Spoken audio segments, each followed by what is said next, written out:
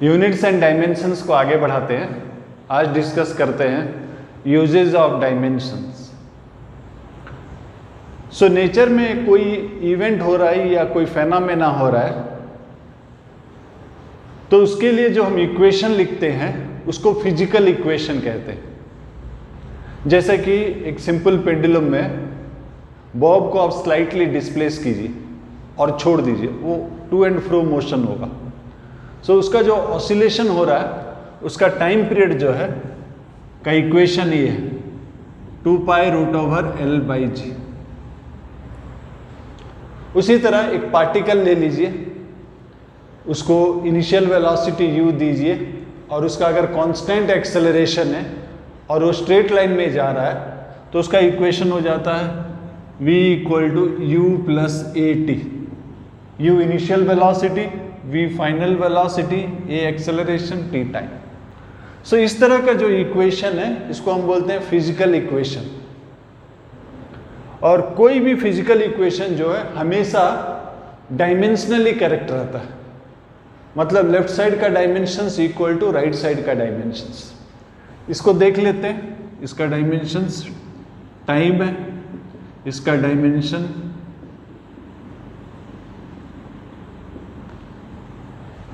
सो dimensions 2π एक number है, इसका डायमेंशंस नहीं होता है, इसको नहीं लिखेंगे। लेंथ g जो है एक्सेलरेशन Lt-2 √/, मतलब पावर हाफ। सो L कट गया, t का पावर -2 है, न्यूमरेटर जाएगा तो पावर 2 हो जाएगा का हाफ यानी कि t। सो ये इक्वेशन डायमेंशनली भी करेक्ट है। कोई भी इक्वेशन फिजिकली अगर करेक्ट है तो वो हमेशा डायमेंशनली भी करेक्ट होगा, यानी कि लेफ्ट साइड का डायमेंशन राइट साइड का डायमेंशन के साथ बराबर होगा। ये एग्जांपल लेते हैं, ये वेलोसिटी है, डायमेंशनल इक्वेशन लिखते हैं। डायमेंशनल सो लेफ्ट साइड वेलोसिटी है Lt-1, राइट साइड में हमको डायमेंशन लेना है, इंडिविजुअली लेते हैं। वेलोसिटी का कितना हो गया Lt-1 और ये एक्सेलरेशन कितना होता है Lt-2 इंटू t। सो ये डायमेंशंस दोनों को हमको ऐड करना है, इसका ये डायमेंशन और ये डायमेंशन ऐड करना है। दोनों सेम है, Lt-1 और वो भी Lt-1। सो डायमेंशंस अगर ऐड करेंगे तो Lt-1 होगा। डायमेंशंस जो है अलजेब्रा में जिस तरह से ऐड होता है उस तरह से नहीं होता है। डायमेंशन मतलब अगर हम रॉ फॉर्म में लिखे तो यूनिट होता है। सपोज हम 30 मीटर और 20 मीटर को ऐड करते हैं तो ये जो यूनिट है ये ऐड नहीं होता है, उसका वैल्यूज ऐड होता है। 30 + 20 50। तो डायमेंशंस जो है डायमेंशन L + L डायमेंशन जो है L ही होगा। डायमेंशंस जो है रॉ फॉर्म में यूनिट है, सो यूनिट ऐड नहीं होता, वैल्यू जो है वो ऐड होता है। उसी तरह L - L भी अगर हम लिखते हैं तो ये 0 नहीं होता, ये L ही होता है। फिजिकली अगर आप देखना चाहेंगे, सपोज 30 मीटर -20 मीटर, ये वैल्यूज है, ये डायमेंशन है। सो 30 - 20 10 मीटर। सो ये 0 नहीं होता, मीटर नहीं करता। सो लेंथ प्लस लेंथ ही होता है, लेंथ माइनस लेंथ भी लेंथ होता है। एक और एग्जांपल लेते हैं। कोई भी इक्वेशन अगर फिजिकली करेक्ट है तो वो डायमेंशनली भी करेक्ट होता है, राइट। सो एक और इक्वेशन लेते हैं, S = ut + ½ at²। आप क्लास 10 में पढ़े होंगे, 9 में पढ़े होंगे। S होता है displacement, u initial velocity, a acceleration, t time. So left side का डायमेंशंस जो है S यानी कि L है। राइट साइड में 2 टर्म ऐड किए, हम दो टर्म को तभी ऐड कर सकते हैं उनका अगर डायमेंशन सेम है, अलग अलग डायमेंशंस को ऐड नहीं किया जा सकता। सो पहले ut का देख लेते हैं। ut का डायमेंशन u हो गया lt माइनस 1 इंटू टी। सो इसका डायमेंशन हो गया l। हाफ at स्क्वायर का डायमेंशन देख लेते हैं। हाफ एक नंबर है, इसका डायमेंशन नहीं होता है। Acceleration lt minus 2 into T square, ये हो गया l। सो राइट साइड आपका l प्लस l है, जो कि l ही होगा। इसका मतलब ये इक्वेशन भी डायमेंशनली करेक्ट है। सो कोई भी इक्वेशन जो फिजिकली करेक्ट है, जो इवेंट, जो फेनोमेना नेचर में हो रहा है, तो वो डायमेंशनली भी करेक्ट होगा। सो डायमेंशनल कंसिस्टेंसी में हमको देखना है कि लेफ्ट साइड का डायमेंशन राइट साइड का डायमेंशन सेम होना चाहिए, एक। दूसरा, जब भी दो टर्म को ऐड करते हैं, दो क्वांटिटी को ऐड करते हैं, उनका डायमेंशन सेम होता है, अलग अलग डायमेंशन ऐड नहीं हो सकता। अगर आपको कहा जाए कि 10 kg और 5 मीटर को ऐड करने, तो ये एक मीनिंगलेस ऑपरेशन है, ऐसा एडिशन नहीं होता, या सब्सट्रैक्ट करने नहीं होता। एडिशन या सब्सट्रैक्शन सेम टाइप का क्वांटिटी का होता है, अलग अलग क्वांटिटी का नहीं होता है। मल्टीप्लिकेशन हो सकता है, आपको बोला गया मास और वेलोसिटी मल्टीप्लाई करने के लिए, मास है और वेलोसिटी है मल्टीप्लाई करने के लिए, ठीक है, फाइन, मास और वेलोसिटी मल्टीप्लाई कीजिए, मोमेंटम मिल जाएगा। सो मल्टीप्लिकेशन डिवीजन हो सकता है, बट एडिशन सब्सट्रैक्शन जो है सेम टाइप क्वांटिटी का सिर्फ होता है, अलग अलग क्वांटिटी का एडिशन सब्सट्रैक्शन नहीं हो सकता। तो जब भी दो क्वांटिटी ऐड करते हैं या सब्सट्रैक्ट करते हैं, मतलब उनका डायमेंशन सेम होना चाहिए। सपोज हमको एक इक्वेशन दिया गया, f equal to at square plus bv square, ऐसा कुछ दिया, प्लस cs, ऐसा कुछ दिया, और कहा गया कि डायमेंशनली करेक्ट है। तो हमको a b c का डायमेंशंस निकालना है, और यहाँ जो क्वांटिटीज है, f मतलब फोर्स, मतलब लेफ्ट साइड का डायमेंशन हो गया mlt माइनस 2, राइट साइड में t जो है टाइम है, v वेलोसिटी है, s डिस्प्लेसमेंट है।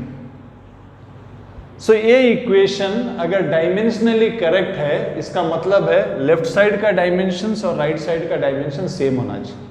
लेफ्ट साइड का डायमेंशन क्या है, mlt माइनस 2, अब राइट साइड भी mlt माइनस 2 होना चाहिए। In that case each term, क्योंकि 3 टर्म को आपने ऐड किया, एडिशन या सब्सट्रैक्शन सेम टाइप क्वांटिटीज का हो सकता है, अलग का नहीं हो सकता है। सो लेफ्ट साइड फोर्स है, मतलब राइट साइड में ईच क्वांटिटी का डायमेंशन फोर्स होना चाहिए, यानी कि at स्क्वायर जो है वो भी फोर्स का डायमेंशन होना चाहिए। इन दैट केस ये क्या हो जाएगा, mlt, ये नीचे आ जाएगा तो बाई 2 हो जाएगा, और फिर से ऊपर जाएगा तो माइनस 2। सो ऑलरेडी माइनस 2 है, इधर से माइनस 2, माइनस 4। उसी तरह bv स्क्वायर का डायमेंशंस भी f होना चाहिए।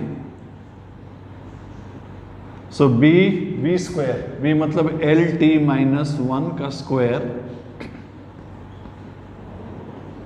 से इस तरफ जाएगा। b का डायमेंशंस क्या हो गया, m सेम, l का उधर जाएगा तो माइनस 2 हो जाएगा, माइनस 2, और इधर plus 1, minus 1, t minus 2 minus 2 cut गया। उसी तरह लास्ट वाला cs इक्वल टू f का डायमेंशन, यानी कि mlt माइनस 2, s क्या होता है, लेंथ कट गया। सो हमें ये इक्वेशन दिया गया था और कहा गया था कि ये इक्वेशन डायमेंशनली करेक्ट है। तो बताइए ए बी सी का डायमेंशंस क्या। ये अगर डायमेंशनली करेक्ट है तो क्या ये फिजिकली भी करेक्ट है? क्या ऐसा कुछ इवेंट होता होगा, ऐसा कुछ फेनोमेना नेचर में हो रहा होगा? जरूरी नहीं। अगर कोई इक्वेशंस डायमेंशनली करेक्ट है, मतलब left side dimension is equal to right side dimension है, तो जरूरी नहीं है कि वो नेचर में हो रहा है, वो फिजिकली करेक्ट होना जरूरी नहीं है। लेकिन अगर फिजिकली करेक्ट है तो हमेशा वो डायमेंशनली भी करेक्ट होगा। सो नेक्स्ट क्वेश्चन लेते हैं। सपोज हमें एक क्वेश्चन दिया गया है कि एनर्जी जो है A into F square minus B into V square by energy का इक्वेशन दिया गया, एनर्जी का इक्वेशन दिया हो गया, ये कुछ दिया हुआ है, टी टाइम है माइनस से एस। यहाँ पर ये क्या है, एनर्जी है, एफ क्या है, force, V velocity, T time, S displacement और एक कांस्टेंट यहाँ मल्टीप्लाइड है इनटू सी। और हमें कहा गया है कि ए बी और सी का डायमेंशंस निकालिए। ये इक्वेशन फिजिकली करेक्ट है, दावा नहीं किया जा रहा, बट कहा जा रहा है कि डायमेंशनली करेक्ट है और आप ए बी सी का डायमेंशंस निकालिए। सो एनर्जी का डायमेंशन आपको मालूम है, एनर्जी का डायमेंशन क्या होता है, M L square T minus two, ये है डायमेंशन। तो ये राइट साइड का भी वही होना चाहिए, as a whole right side का भी A F square minus B B square by T minus S C, इसका डायमेंशन भी सेम होना चाहिए। डायमेंशनली करेक्ट है मतलब left side dimension equal to right side. अब आगे बढ़ते हैं। हमारे पास जो पॉइंट है कि दो क्वांटिटी को ऐड या सब्सट्रैक्ट तभी कर सकते हैं जब उनका डायमेंशन सेम। तो नीचे में जो दो सब्सट्रैक्शन है, ये सब्सट्रैक्शन तभी पॉसिबल है जब दोनों का डायमेंशन सेम है, यानी कि टी का डायमेंशन और एस सी का डायमेंशन सेम होना चाहिए। दो चीज का डायमेंशन अगर सेम है और ऐड करोगे तो रिजल्ट भी वही डायमेंशन हो जाता है। एल प्लस एल क्या हो जाता है, एल, एल माइनस एल भी, एल माइनस एल भी करेंगे तब भी एल हो जाता है। सो दो क्वांटिटी सेम डायमेंशंस को ऐड करो या सब्सट्रैक्ट करो, रिजल्टिंग जो है सेम डायमेंशन होता है। तो यहाँ दो क्वांटिटी का सब्सट्रैक्शन है और इस सब्सट्रैक्शन तभी वैलिड है अगर डायमेंशन सेम है। एस यानी कि लेंथ, सो सी क्या हो जाएगा, टी बाई एल, एस नीचे चला जाएगा, T by L, so T by L यानी कि T L minus one, right. So यहाँ तक हम पहुँच गए, एस तक पहुँच गए। अब मतलब न्यूमरेटर में हमारे पास राइट साइड में एनर्जी है यानी कि M L T minus two, right, और ये न्यूमरेटर में है A F square minus B B square, और डिनोमिनेटर में दो क्वांटिटी को सब्सट्रैक्ट किए। जब हम दो क्वांटिटी को सब्सट्रैक्ट करते हैं, सब्सट्रैक्शन परमिसिबल है अगर दोनों का डायमेंशन सेम है। ए टी है मतलब ए भी टी है, और टी माइनस टी टी ही होता है, टी माइनस टी टी होता है, टी प्लस टी भी टी, टी माइनस टी भी टी। सो ये टी मल्टीप्लाई हो गया। अब हमारा पास आ गया M L T minus two equal to A F square minus B B square.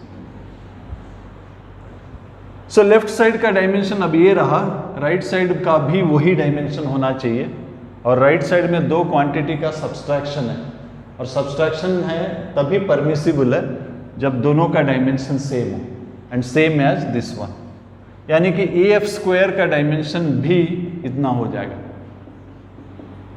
A F कितना है, M L T minus two equal to M L T minus two, ये उस तरफ चला जाएगा, एम स्क्वायर है उस तरफ जाने से माइनस हो जाएगा, एल स्क्वायर है यहाँ एल है इस तरफ जाएगा माइनस वन, टी का पावर माइनस फोर उधर जाएगा तो प्लस हो जाएगा।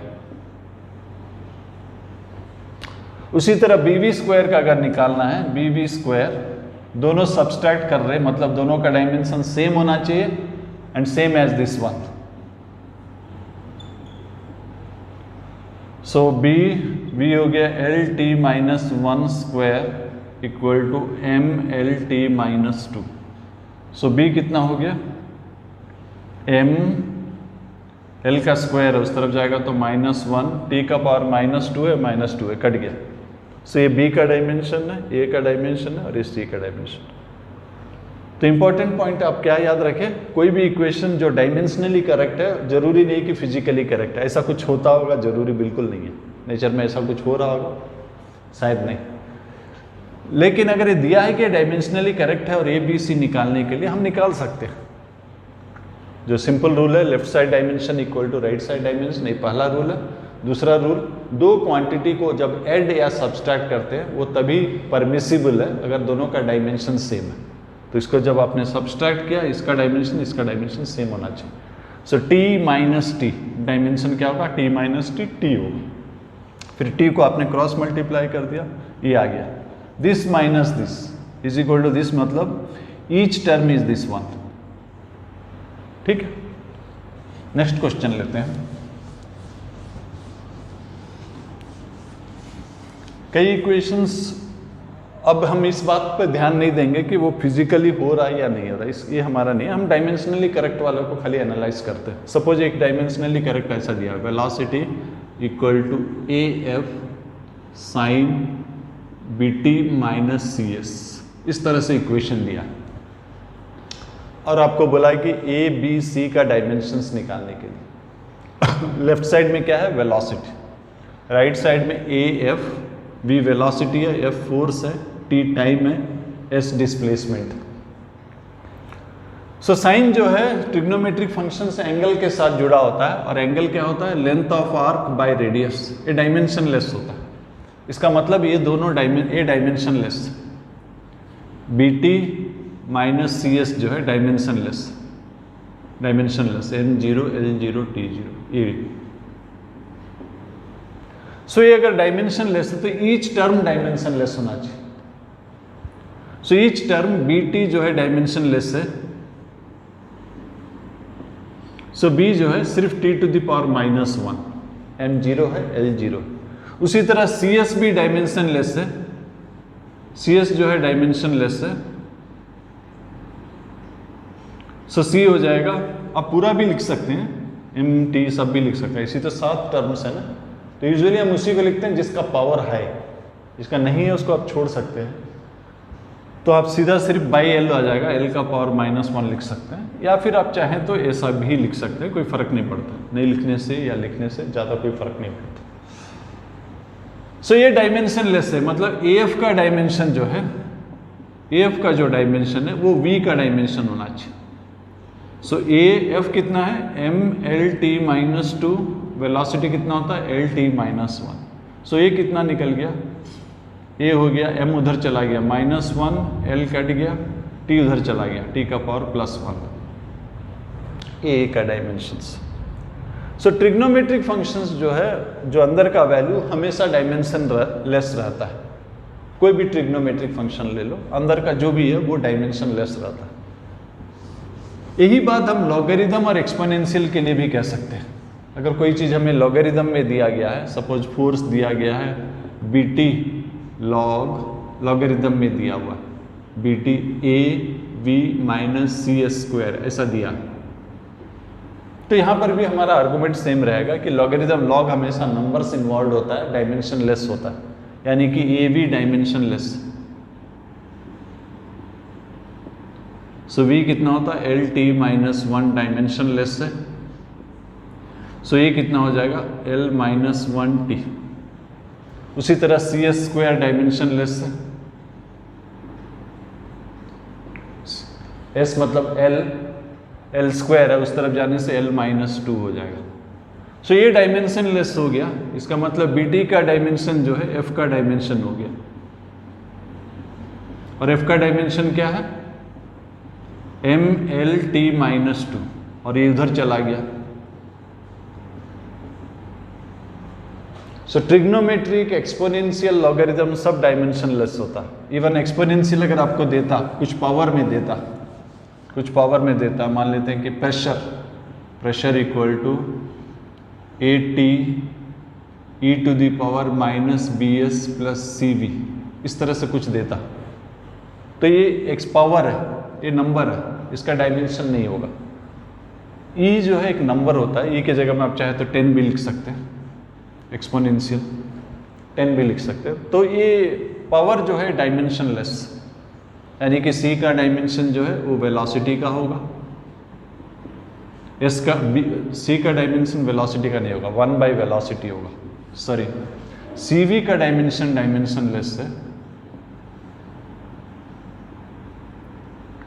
सो C जो है 1 by V का डायमेंशन होगा, तो C कितना हो जाएगा, L -1 T।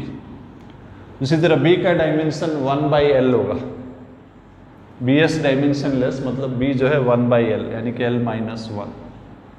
सो ये डायमेंशनलेस हो गया, इसका मतलब AT जो है प्रेशर हो जाएगा। प्रेशर क्या होता है? Force by area. Force mLT - 2 area L²। तो कितना निकल गया? m L का पावर -1 T का पावर -3। सो ट्रिग्नोमेट्रिक लॉगरिदम एक्सपोनेंशियल, उसके अंदर में जो एनक्लोज्ड रहता है वो डायमेंशनलेस रहता है।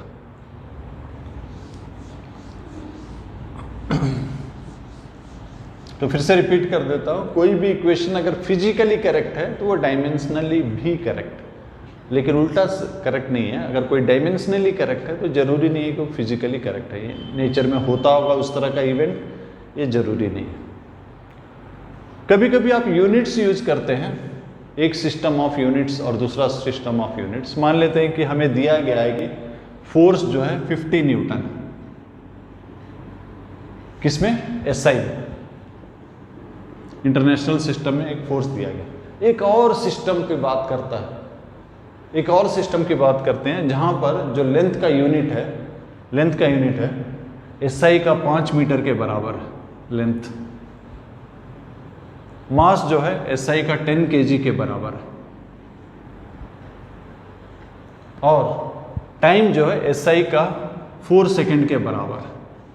इस तरह का एक सिस्टम है जहां लेंथ जो एक यूनिट ऑफ लेंथ जो है 5 मीटर है, SI का 5 मीटर जो है उस सिस्टम में, नया सिस्टम में 5 मीटर जो एक यूनिट, और 10 kg उस सिस्टम में, SI का 10 kg उस सिस्टम में एक यूनिट, और 4 सेकेंड जो है उस यूनिट में एक यूनिट ऑफ टाइम है।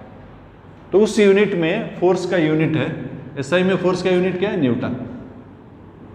उस यूनिट में फोर्स का यूनिट क्या है? मान लेते हैं, कुछ नाम देते हैं, कुछ भी मतलब से x। तो 50 न्यूटन है, तो उस यूनिट में उसका वैल्यू कितना होता? 1 न्यूटन क्या है? मीटर। न्यूटन क्या होता है? kg मीटर पर second square by second square, right. So 1 Newton जो है kg मीटर पर सेकेंड स्क्वायर, ठीक है ना। और उस यूनिट में क्या है? उस यूनिट में x, उस यूनिट में आपका पहले डायमेंशंस लिख लेते हैं। x जो है डायमेंशन लिख लेते हैं। x क्या है? mLT - 2। सो उस यूनिट में मास कितना है? 10 kg। 10 kg एक यूनिट। लेंथ कितना है? 5 मीटर। लेंथ है 5 मीटर, और टाइम कितना है? 4 सेकेंड। टाइम स्क्वायर है। सो x जो है कितना हो गया?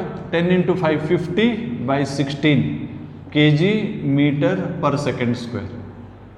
सो एक यूनिट जो है उस सिस्टम का, एक यूनिट जो है 50/16 न्यूटन होता है।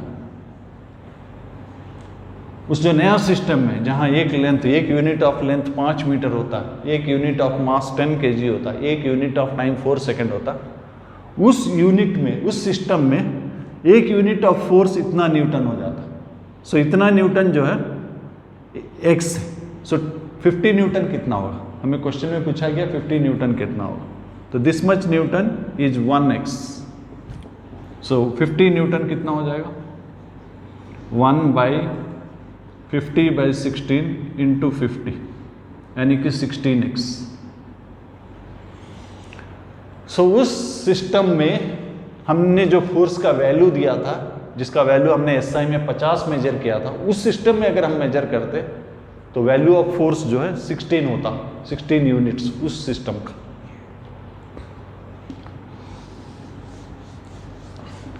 एक और क्वेश्चन करते हैं। सपोज हमें दिया गया है एक ऐसा सिस्टम है जहां पर फोर्स का एक यूनिट जो है 20 न्यूटन है। फोर्स का एक यूनिट 20 न्यूटन है, और एनर्जी का एक यूनिट मान लेते हैं 60 जूल। और वेलोसिटी का एक यूनिट मान लेते हैं 10 मीटर पर सेकेंड। तो हमें एक नया सिस्टम दिया गया जिसमें एक यूनिट ऑफ फोर्स SI के 20 न्यूटन के बराबर है, जहां पर एक यूनिट ऑफ एनर्जी SI के 60 जूल के बराबर है, और वेलोसिटी का एक यूनिट जो है 10 मीटर पर सेकेंड के बराबर है। तो हमें पूछा गया उस जो सिस्टम है, नया सिस्टम है, उसमें एक यूनिट ऑफ लेंथ क्या होगा, एक यूनिट ऑफ टाइम क्या होगा। तो हमें फोर्स का डायमेंशन क्या होता है, mLT-2 फोर्स। एनर्जी क्या होता है, mL²T-2, और वेलोसिटी क्या होता है, LT-1। तो यहां से हमको लेंथ निकालना है। तो हम ट्रेडिशनल तरीका क्या होता है, L = F⁴ A E⁴B V⁴C, फिर पावर्स ऑफ mLT इक्वेट करेंगे और L को निकाल लेंगे, किसके टर्म्स में, in terms of F, E and V, ऐसा निकालेंगे। लेकिन थोड़ा मैनिपुलेशन करके अगर हम देख लेते हैं, यहाँ mLT-2 है, mL²T-2, डिवाइड करने से तो सीधा निकल जा रहा है। तो मैनिपुलेशन अगर हो पाता है तो कर लीजिए, अदरवाइज ट्रेडिशनल मेथड कीजिए। यहाँ दिख रहा है mLT-2, सो E/F अगर हम करते हैं तो L निकल जाता है E/F, और T कैसा निकलेगा, V जो है L/T है, L ऑलरेडी हम निकाल चुके हैं, L कितना है, E/L हो गया E/F⁻T, सो T कितना निकल जाता है, T कितना हो गया E/VF। सो थोड़ा मैनिपुलेशन से निकल गया, लेंथ निकल गया और टाइम निकल गया। तो उस यूनिट में लेंथ का वैल्यू क्या है, उस यूनिट में लेंथ का वैल्यू है, सपोज लेंथ का वैल्यू उस यूनिट में L' है। उस यूनिट में जो एनर्जी का एक यूनिट है, एक यूनिट कितना होता है, 60 जूल, 60 जूल होता है। और फोर्स का जो एक यूनिट है, उस यूनिट में कितना हो जाता है, फोर्स का जो एक यूनिट है 20 न्यूटन। तो ये कितना हो गया, 3 जूल/न्यूटन। जूल/न्यूटन जो है SI यूनिट, जूल/न्यूटन क्या होता है, मीटर होता है। तो वो नया सिस्टम जो है, नया सिस्टम में लेंथ का जो एक यूनिट है SI के 3 यूनिट के बराबर है, 3 मीटर के बराबर। उसी तरह टाइम में भी नहीं निकाल लीजिए, टाइम में निकाल लीजिए, E एनर्जी 60, वेलोसिटी 10, फोर्स 20, सो 3 रह जाएगा, 3/10, 3/10 टाइम सेकेंड। सो वहां पर उस नया सिस्टम में टाइम का जो यूनिट है, एक यूनिट है, SI का 3/10 यूनिट्स के बराबर है, और SI में टाइम का यूनिट क्या है, सेकेंड। सो उस सिस्टम में टाइम का जो यूनिट है 3/10 सेकेंड। सो आज हम डिस्कस कर रहे थे यूजेज ऑफ डायमेंशंस। फर्स्ट जो है वेरिफिकेशंस, कोई इक्वेशन आपको कोई दे देता है कि फिजिकली करेक्ट है, तो आपको मालूम नहीं है कि करेक्ट है कि नहीं, आप कैसा वेरीफाई करेंगे। एक तरीका है कि डायमेंशनली पहले चेक कर लीजिए, अगर वो फिजिकली करेक्ट है तो वो डायमेंशनली भी करेक्ट होगा। लेकिन आप जो करेक्ट वेरीफाई कर लेंगे तो इससे पूरी पता नहीं चलता है कि वो करेक्ट है कि नहीं, एटलीस्ट थोड़ा हद तक पता चलता है, क्योंकि कोई भी इक्वेशन अगर डायमेंशनली करेक्ट है तो जरूरी नहीं है कि फिजिकली करेक्ट है, राइट। फिर से बोल रहा हूँ, कोई इक्वेशन आपको दे दिया, आपको बोला है कि ये फिजिकली करेक्ट है कि नहीं, ये 100% हम वेरीफाई नहीं कर सकते, लेकिन कुछ हद तक कर सकते हैं। अगर फिजिकली करेक्ट है तो डायमेंशनली भी करेक्ट होना चाहिए, एक। दूसरा, कोई भी एक सिस्टम ऑफ यूनिट्स को दूसरा सिस्टम ऑफ यूनिट्स में बदलना है तो आप डायमेंशंस का हेल्प लेके बदल सकते हैं। हमने लास्ट दो क्वेश्चन, एक बिल्कुल ही नया सिस्टम, आपके जो CGS, FBS और SI, इसको नहीं लिया, कोई एक नया सिस्टम लिया जहाँ पर जैसे कि यहाँ पर फोर्स को 20 न्यूटन कहा जाता है, 20 न्यूटन जो है फोर्स का एक यूनिट होता है, इस तरह का, तो हम कन्वर्शन कर सकते हैं डायमेंशंस लेके। सो ये था डायमेंशन का तीसरा क्लास। कल इसका प्रैक्टिस पेपर डिस्कस करेंगे।